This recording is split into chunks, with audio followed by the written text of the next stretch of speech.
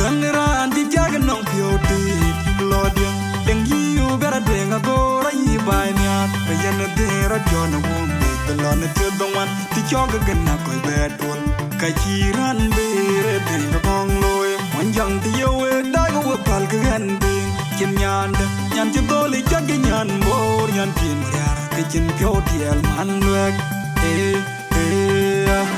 an mauni jola tenda toy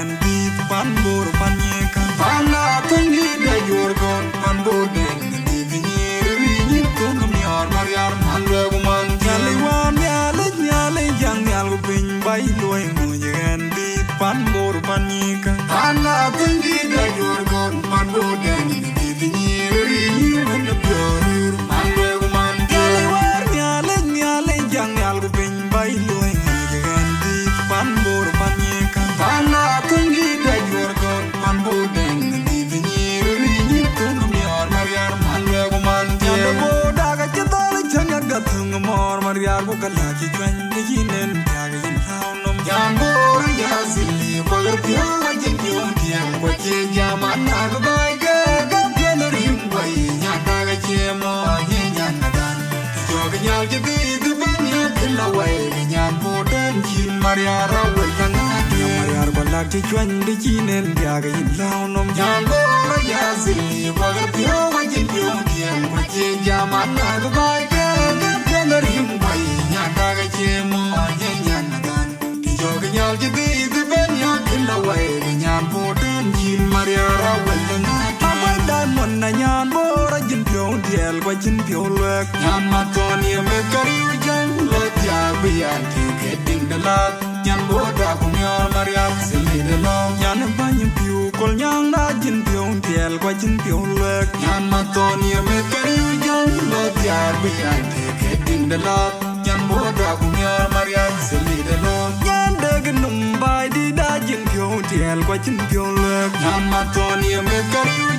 lo ja bian ti ke ding de la nyan boda ku nyor mariam sili de lo nyan ko er anyini da jin pyo tiel kwa jin pyo lek nyan ma ton ye me kariu jong lo ja bian ti ke ding de la nyan boda ku nyor mariam sili de lo ding su kar jale da nyan bora jin pyo tiel kwa jin pyo lek nyan ma ton ye me kariu jong lo ja bian ti ke ding de la nyan boda ku nyor mariam sili de lo na jagba big dior tier kan ti pan bor kayin tu wara jiro joko kendo woni yo ga benti ben ne nyo jan nyan bor nyan ma ton ye me kariu jan lo ja biya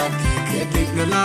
nyan boda ku nyor mariam sili de chin mariam nyan bor nyan ma ton ye me kariu jan lo ja biya